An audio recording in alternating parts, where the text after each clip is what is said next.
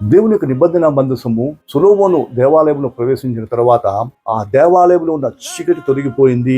అప్పటి నుంచి ఆ దేవాలయంలో దేవుని యొక్క సన్నిధి, దేవుని యొక్క సహవాసం ఉండడం, దేవుడు ప్రజలతో మాట్లాడడం కనిపిస్తుంది. గమనించండి, దేవుని యొక్క మందసము ఆ ఆలయంలో ప్రవేశించిన తర్వాత సొలొమోను ప్రార్థన చేయగా ఆ సొలొమోను యొక్క ప్రార్థనకు దేవుడు జవాబిచ్చి, నీ యొక్క ప్రార్థనను నేను అంగీకరించాను, ఈ దేవాలయం నేను ఏర్పరచుకున్నాను, ఈ దేవాలయంలో చేయు ప్రతి ప్రార్థనను నేను విని దానికి ఉత్తరం ఇచ్చేదను అని ఈ విధంగా దేవుడు జవాబిచ్చాడు. యేసుక్రీస్తు ఈ మందసముకు సాదృశ్యంగా ఉండగా ఆ యేసును నీ హృదయంలో చేర్చుకున్నట్లయితే నీ జీవితంలో కూడా దేవుని సహవాసం ఉంటుంది. దేవుని సహవాసంలో చోట చీకటిలకు చోటు ఉండదు. అప్పుడు నువ్వు చేసే ప్రతి ప్రార్థన దేవుని సన్నిధికి చేరుతుంది. వెంటనే దేవుడు దానికి బదులిస్తాడు. దీనిని బట్టి నిత్యమైన నెమ్మది, సమాధానము, ఆరోగ్యము, క్షేమము, జీవము మన జీవితంలోనూ మన కుటుంబంలోనూ అనుభవించగలము.